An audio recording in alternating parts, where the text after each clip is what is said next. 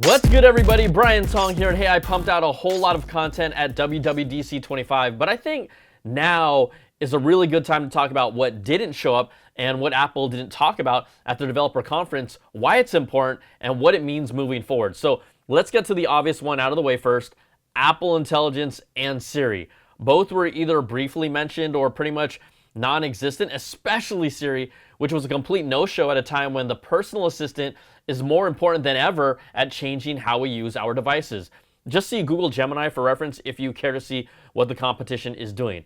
Now, the fruit company spent less than 10 seconds talking about Siri during their 1.5-hour keynote, and post-keynote interviews like the Wall Street Journal's Joanna Stern that asked Apple directly about where Siri was 1 year later, their answer was the same. It's still not ready.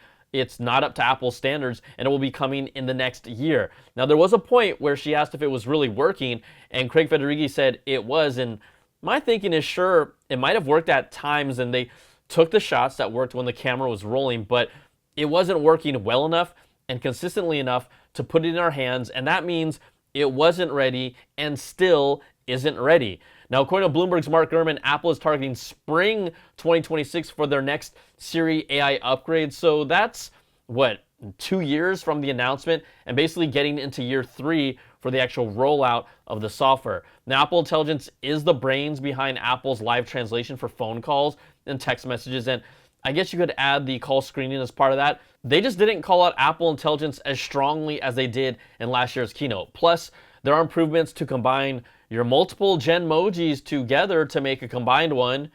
Whee! And image playground improvements for new image styles if you're really into that, which I'm not. But the screenshot analysis, which might be one of its more useful features, well, that's relying on OpenAI's ChatGPT.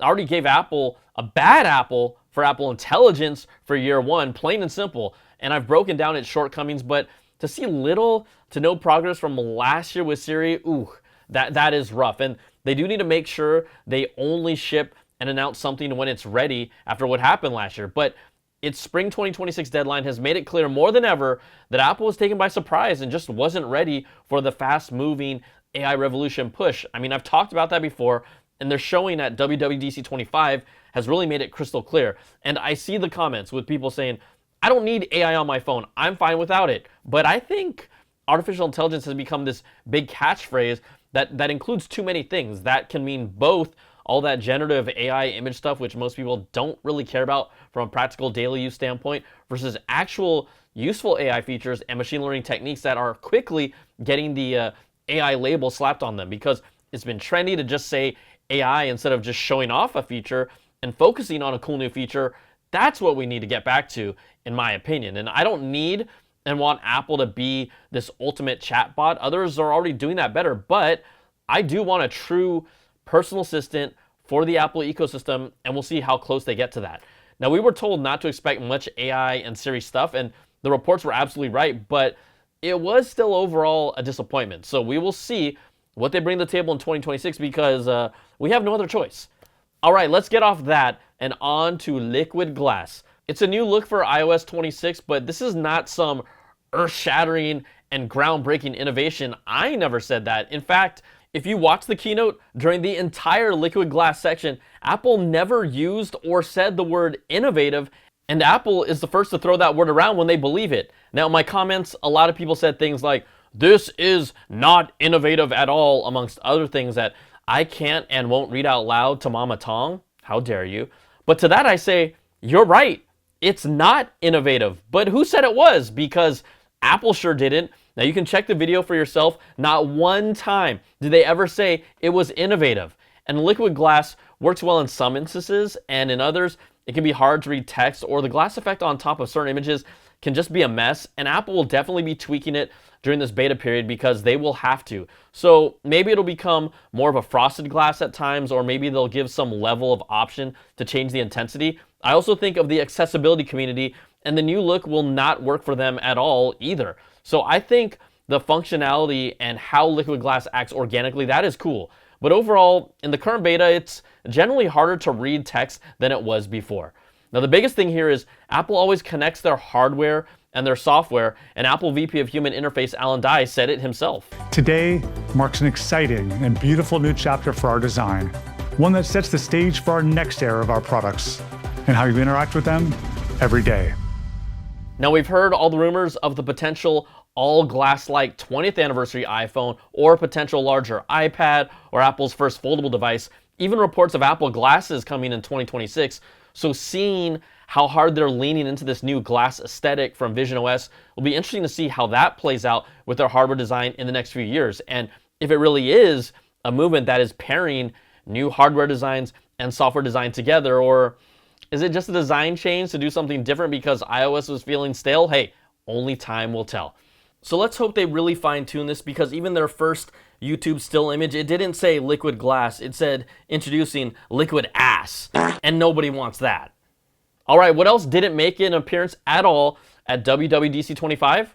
HomeKit. Now, in past years, they've done a whole section featuring new features, Matter product compatibility, or their HomePod audio products. We got absolutely nothing, nada. In fact, WWDC is typically the only time we get any major HomeKit announcements year over year. My hope was that we'd actually see them show off something, because, you know, I've been asking for Apple to take the smart home seriously for years, but I think that this year, what the absence of HomeKit tells me is that Apple, they are saving it for a significant smart home announcement, hopefully later this year. Now, we know there were multiple reports that Apple had originally planned to launch their new smart home pad, or let's say the smart home pod, whatever it is, this product around the March timeframe.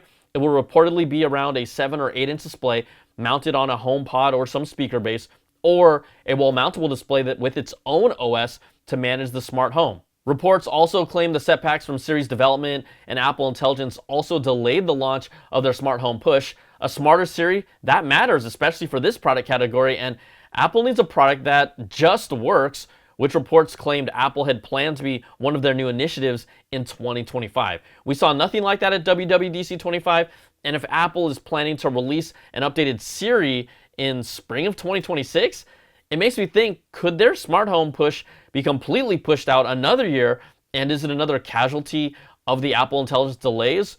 Well, we've still got a whole lot of time in this year left to find out, and I just hope that we do see it this year, but Apple's fall season of product releases is just 3 months away. That's coming up fast. Now, ultimately, we all want to see Apple take on the smart home seriously with an elegant system that just works, because it's been too long. Also, what else didn't we hear a whole lot about at all at WWDC 25?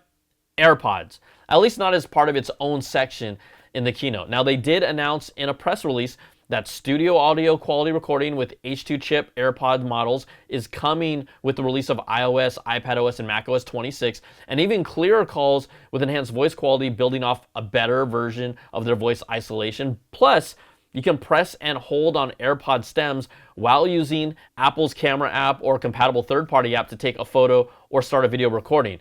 That was really kind of slid in the iPadOS 26 section of the keynote, but if there's one product that Apple is going to make some real noise with, it's going to be AirPods, and I'm looking specifically at AirPods Pro. You know, it's been almost 3 years since Apple updated their best-selling wireless earbuds, and multiple reports have claimed we'll see the AirPods Pro 3 sometime this year.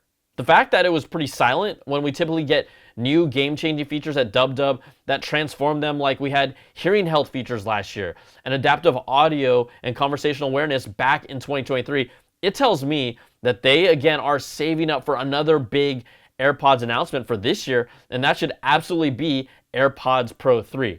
Now, previous reports claim they will feature a new design, and the new hardware feature will be a heart rate monitor similar to or exactly the same as the one found in the new Powerbeats Pro 2 that Apple developed because they own Beats. That heart rate sensor is 1/16 the size of the one found on Apple Watch, and this would be a perfect addition to AirPods Pro 3. There are reports that the new AirPods Pro 3 could get an even better next generation H3 chip and include a temperature sensor as well to lean into health insights. Plus, will Apple finally bring an interactive touch display on the AirPods Pro 3 case? This has been rumored for a while, with Apple even filing a patent for it back in 2022, and other manufacturers like JBL, they have already released their own case with touch controls on it. Now, in the iOS 26 beta, Mac Rumors Steve Moser even found references to AirPods Pro 3 alongside current AirPods models, so to me, the writing is on the wall that it's coming. Now, we didn't see it at WWDC 25, but the expectation is that we should end up seeing another big AirPods announcement this year, and it could be a significant one. And, I think they need it because we don't want to see another product pushed out to 2026. Now, just a couple of other nuggets, and there are a whole lot more that keep on surfacing as people dig into the betas even more. Let's jump over to iPad, and in iPadOS 26, at the keynote, Apple showed us that you can select a specific audio input, and it remembers it for specific apps when creating content. Plus, there's the ability to use voice isolation no matter what app is being used. And even better, if I'm going to legitimately use this for something like my podcast recordings, local capture lets you save a video recording from your side of the conversation. The other person on the other side has to record their own video stream, and then you can share the files with each other, being able to be edited together. So this just gives you a whole lot more functionality to create more. And what Apple didn't say at the keynote is that this also works on iOS 26. So this is not just the iPad that can do specific audio inputs and local capture. iPhones with iOS 26 can too, and I absolutely love that. Plus, if we're sticking to iOS 26, Apple's adding support for transferring an eSIM from an iPhone to an Android device and from an Android device to an iPhone. It makes it a whole lot easier to move numbers between these two different platforms with no need to contact a carrier to make it happen. It's in the cellular settings for some users in the beta right now, and tapping on it will create a QR code to start the process between both phones.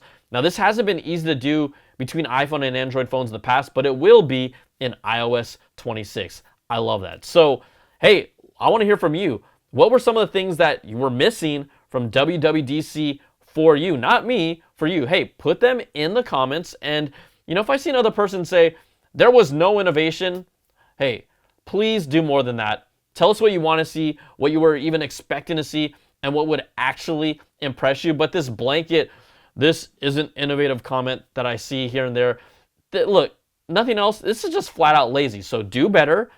Actually use your brain, because there are a whole lot of people who are 20 times smarter than us actually making this stuff, and we're just on the sidelines making comments and reacting to it. Yeah, because I think a lame comment like that, it does nothing to add the conversation. And I will be hanging out in the comments with you, so type away.